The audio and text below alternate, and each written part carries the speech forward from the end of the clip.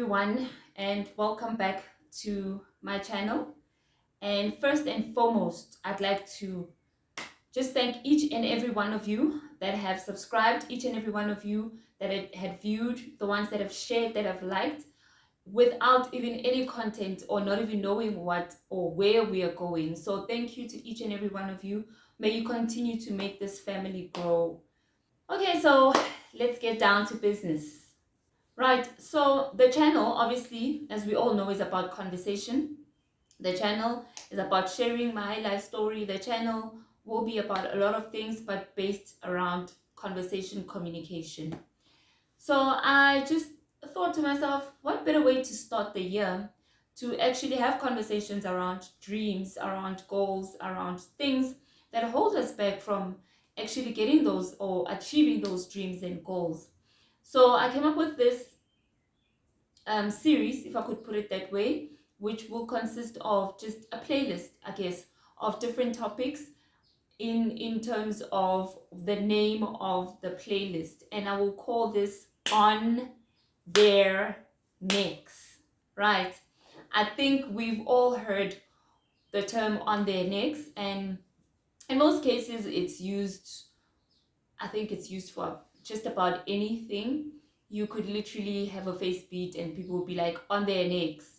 However, this time around, this on their necks, what will be on their necks, what we will be doing and being on their necks about will be our goals, our aspirations, our dreams, right? Our vision.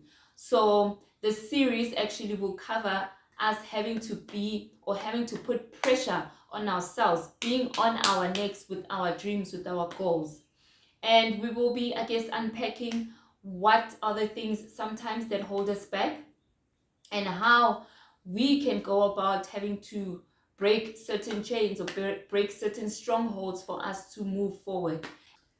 Guys, we all know we are people that are not just placed on this earth just to exist, right? As much as we want to believe that, but each and every one of us has that little thing, that little voice inside of them that just lets them know that there's something more.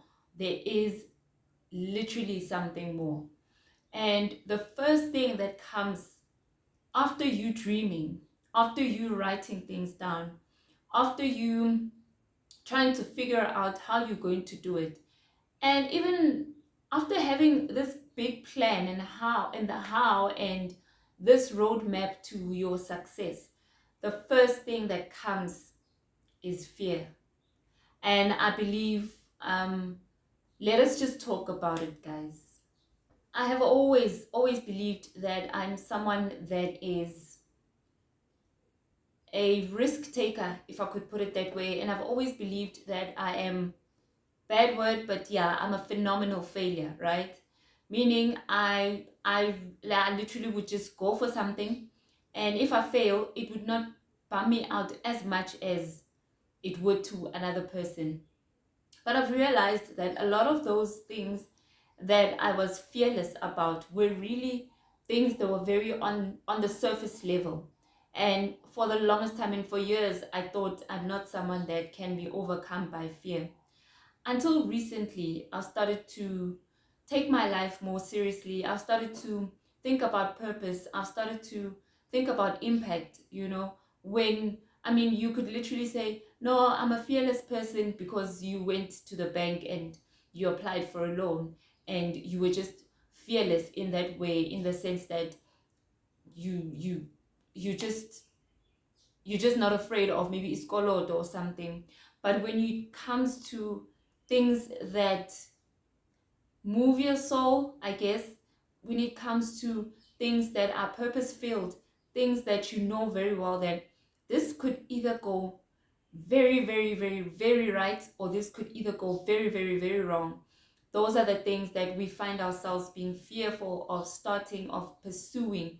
And we get masked by the fact that because I go for this thing, because ngiyayishela le ndoda, I shoot my shot, and you think you are not fearful.